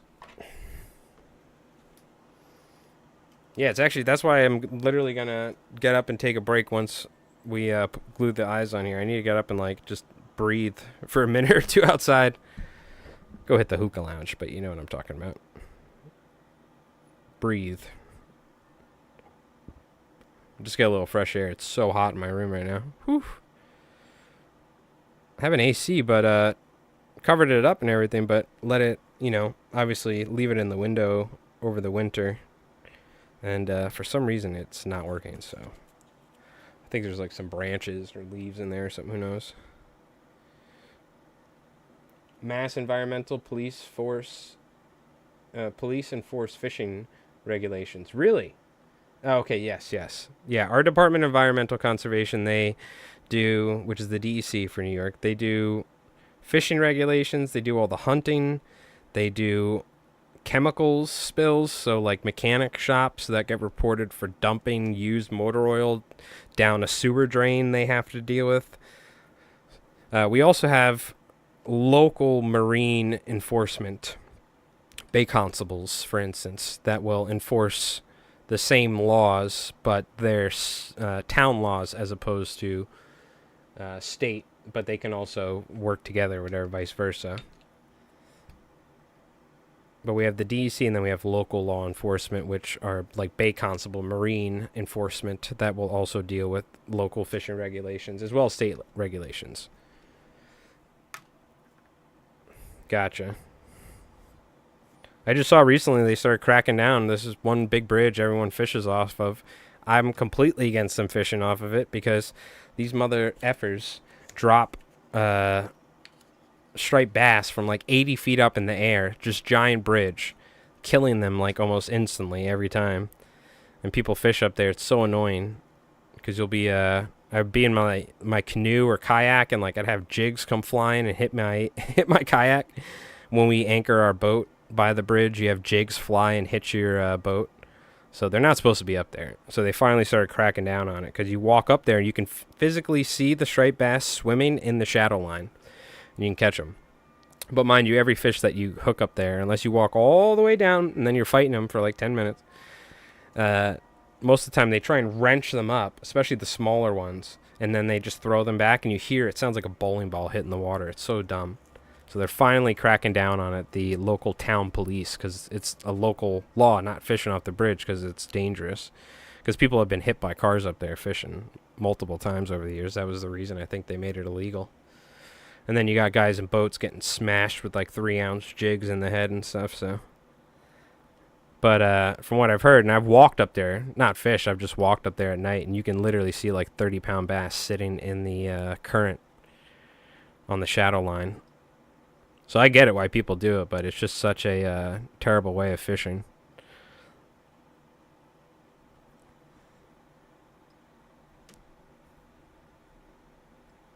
But, what do you call it?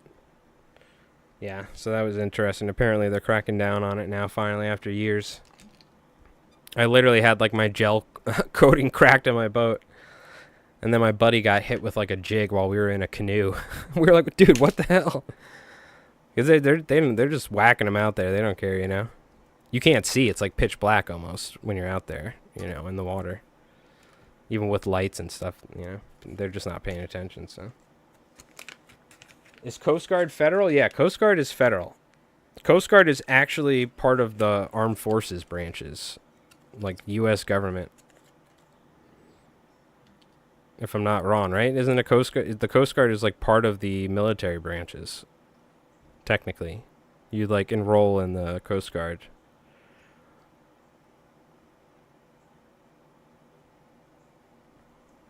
I think it's its own branch too. It's not like the Army or Air Force, but it might be. It might be like the Army or Air Force, but it's its own thing. Yeah, it is. It is a military branch or whatever. The Coast Guard. Yeah, it's not like it is a job, but it's not like, oh yeah, I'm just gonna, you know, it's like you're actually joining like an actual military body or whatever. Might send your ass to Grenada. Be riding in the boats, shooting grenade launchers or something. I thought I was just gonna be pulling over jet skis. Mm-hmm. Oh, Coast Guard seems pretty cool. I told myself I'm not joining the Coast Guard, though, because when I was in Boy Scouts, they brought us to the Coast Guard station. They're like, hey, we're going to show you this really cool video. And if you've ever seen their inflatable boats that they use, the Coast Guard, it's like a military boat, right? It's I forgot the name of them, but it's like an inflatable hull, but with like plastic reinforced with center console. You know what I'm talking about. And they were literally taking those things, and it's like enclosed. They have it enclosed cockpit with like doors locking. They were fully submerging the boat underwater. It was like 20, 30-foot waves in the inlet, or like not 20 or 30, but it was like 10-foot waves, 15-foot waves.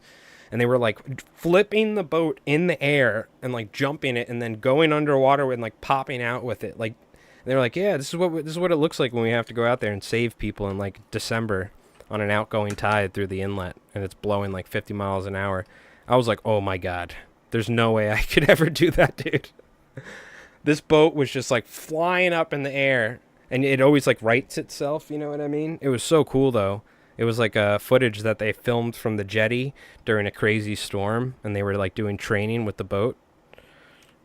So like, you know, because our the Boy Scout leader was like the fire department chief, and he knew the Coast Guard guy. They brought us down, and we were all like hanging out in the Coast Guard station. They were showing us this footage. It was wild. I'll never forget that. I was like, well, I'm not joining the Coast Guard. Yeah, it's like Space Force. Yeah, there you go. Space Force. Are you talking Space Force? You must be talking about Space Marines. Warhammer 40K, of course.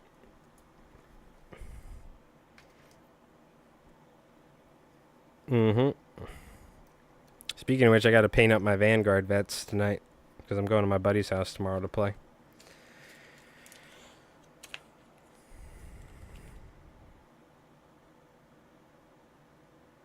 I got to paint up my Vanguard vets, jetpack boys, storm shields, and Vanguard veteran weapons. They're like, what do you call it? Power claws. They're badass. Sanguinary Priest for a 5-up, feel no pain. Psh, easy. Good luck trying to kill that blob. It's going to take a couple turns. Finally beat my buddy last week. My buddy Rev, after many, many times. I mean, I've beat him before, but 2,000 points, like actually being competitive, practicing for a tournament he's going to. He's just like a chess master, you know. He's just like a genius. He's definitely a tactician. Like a general or something, yeah. But finally beat him. And then I found out I was cheating because my army rule changed at some point and I never knew it. So I was not happy. I found out I was actually robbed of a clean victory. So tomorrow's the rematch. At least I hope it is.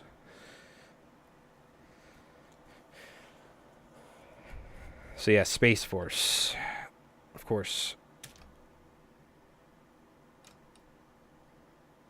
Yeah. So when you In Warhammer, when you make an attack, you like roll the dice to hit, like you're shooting, and then you need to roll to see if you wound, like you're penetrating their armor. Let's say it's like simulating, right? So I had an ability that allows me to re-roll the hit rolls and the wound roll on one target every round. It's called Oath the Moment. They changed it to only the hit roll, so that's a pretty big difference. I don't know if it would have actually changed things that much, but it might have changed the game, so I was not happy about finding out about that. And the reason why I didn't know, you're asking, Mike, how did you not know the rules for your army? Oh, because it's behind a like $40, $50 book you have to buy. It's a paywall, so I could have looked it up online, but I just assumed they wouldn't have changed the entire, the main rule of the army like that. It wasn't even that strong, but I guess it was. But, so I was not happy about finding out that I technically cheated unknowingly. So I still don't have my clean victory, 2,000 points. The Blood Angels, but that's right, we'll get there. Anyways. So these are kind of different eyes, but I'm using what I got, so. Some of them are a little bigger, a little smaller, but it works, it's fine. Some nice big 3D eyes here to get our bait fish look.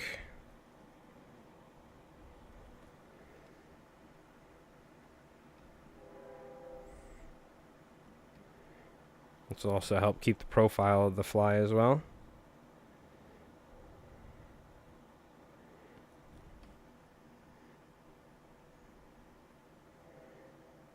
This one's a little larger, so I need more to cover the whole circumference, the back side of this fly.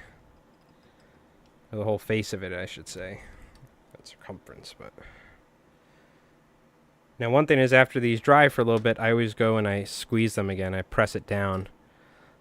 Because you'll find that this glue, when it hardens, it actually expands. So you want to squeeze it in so it really grabs the hook shank.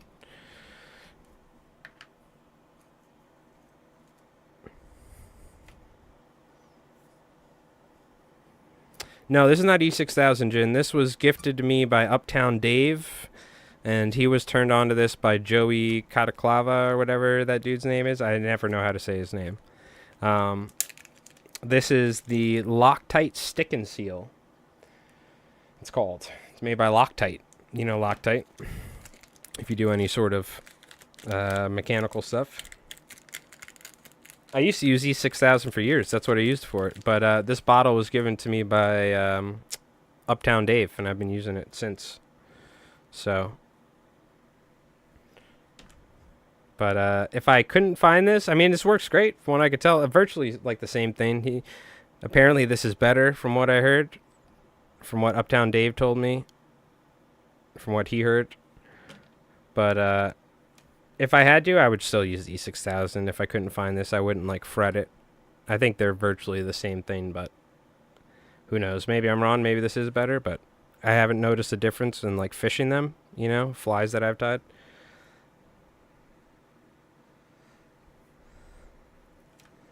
But big shout out to Uptown Dave for hooking me up with this and telling me about this. But is it... I don't know if it's like, you know... I wouldn't like, you know, be like, oh no, I can't use E6000. I think they're virtually pretty similar. In the makeup of the glue, you know, and how they work, how they perform.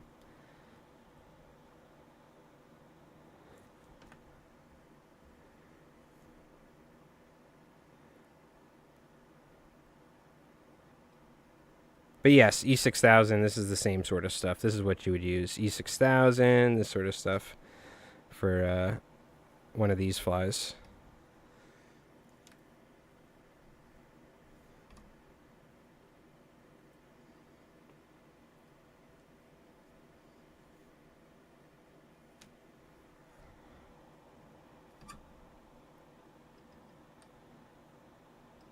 Make sure I press these in.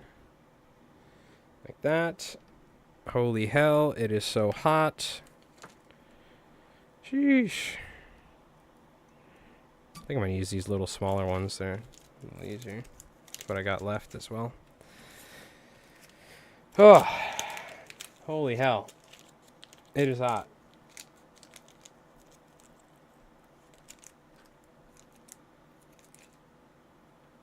I have to fix my AC.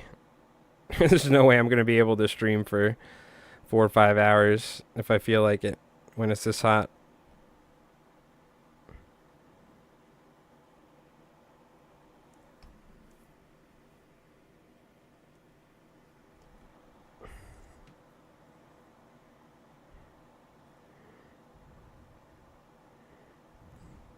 Yeah, I don't know if we're going to be streaming tomorrow at all. I may possibly do a stream tomorrow, but we'll see. We'll find out. And I'll see about Sunday. There's a good chance tomorrow I might at some point. But I'll let you know. But I'm going to make sure next week we're going to do a good amount of fly tying streams because I have some fly tying to do. Just clean the tip off there. This thing's getting clogged to the high heavens.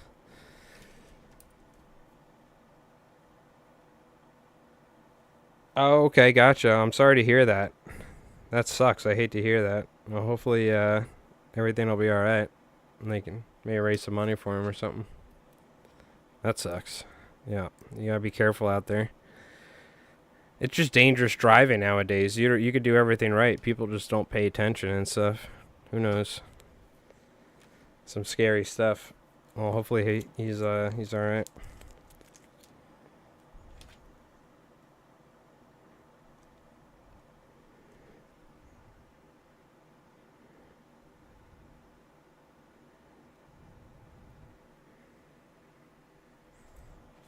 Yeah, you gotta be careful. I went out earlier today. People were driving like maniacs. People cut me off, like flying around the, like acting like they were driving on non-existent lanes, like using them like lanes on the side of the road. Like I'm like, what the? It's like in a smaller town, you know. And just people showing up for Friday, probably from out west of the city. I'm gonna tell you right now, people who live out here, they don't drive like that. We drive a little bit more chillaxed. It's one of the reasons why we live out here. There's no rush to get to, to the Bev or something. You could drive nice and slow before you go to the beach. There's people driving like it's freaking rush hour in Manhattan or something, though, because it's Friday.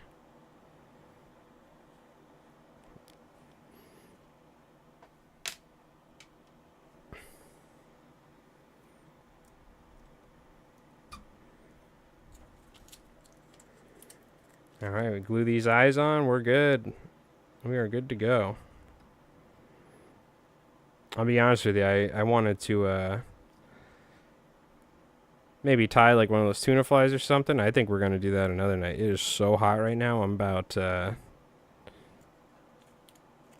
ready to shut off about 80% of the electronics in this room so it can cool back down to a normal temperature. But I'm happy I got this order done, so I can go there tomorrow. We got those 2 big beast flies tied. This is for the owner of this place. And then this is for the shop. So they, because we tied these recently, right? And then I ended up tying some for an order and whatnot, and we tied those ones with the tails. And JC Jeffy was like, oh, we're going to need some of those. So finally got around to tying some for them. For their fly boxes at the fly shop. You got to have some nice big bunker flies for June, right?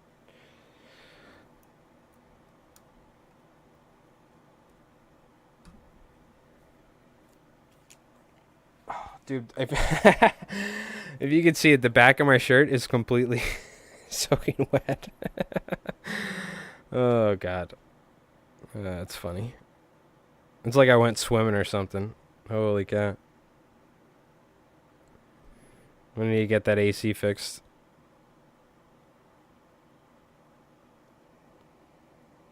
Holy.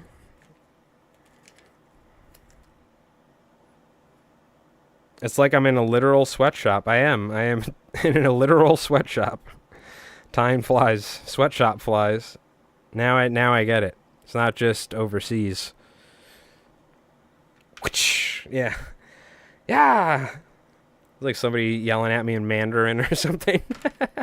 I just think of It's Always Sunny where they had their sweatshop and they had like a loudspeaker with like German or Polish over like a loudspeaker, and there was like super hot, and they were like making garments. He had a bunch of Eastern European women, Danny DeVito, like making garments for him. And there was like, it was almost like Vietnamese music, because I think he had a sweatshop in Vietnam, was the lore, and It's Always Sunny. And he had like Vietnamese over the loudspeaker, really loud, and there was like a mirror that they were like standing behind, watching them with Mac. Oh God, that was so good. He's like, you got to instill fear into him. All right. Well, we tied some beautiful big bunker flies. We got an order of 10 of them done, which is nice. And I can finally relax a little bit. But I'll bring these to the fly shop tomorrow, as well as those beast flies and stuff. And I'm sure they'll be happy with them. Last thing I got to do is add a dot to these, little dot behind the eye, that is. But overall, very nice, very nice. As usual, came out pretty good. I'm happy with them. We have the herring and the bunker colors. Let's go. Both came out pretty good. So very nice, very nice.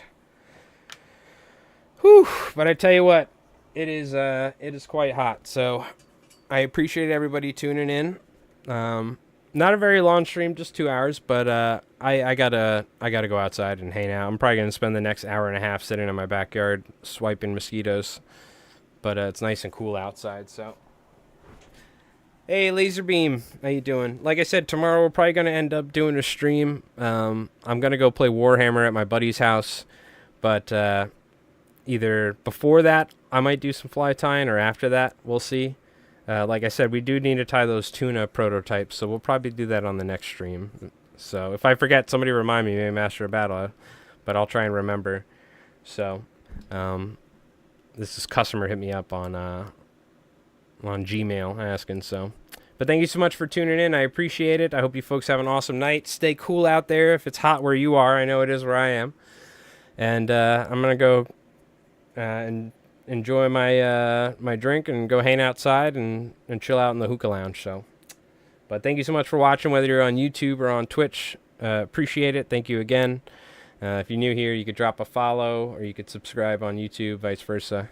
But thank you so much, and I'll post in the Discord when we go live, which will probably be at some point this weekend. If not tomorrow, then Sunday or something. We'll see. But next week we got a bunch of fly tying we got to do, so we'll probably be doing a good amount of fly tying streams next week, as well as some probably a fishing stream or two as usual. So, hey VS, hope you have a great night. Thanks for tuning in. Southern Fly Guy, thank you again. Arturo, good luck if you're still here with your fishing adventure in Islip.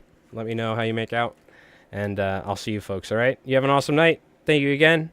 Have a great weekend if I don't see you. And if not, hop in the Discord in the description, or !Discord and chat. And if you want to stay in touch. So we'd love to see what you've been up to.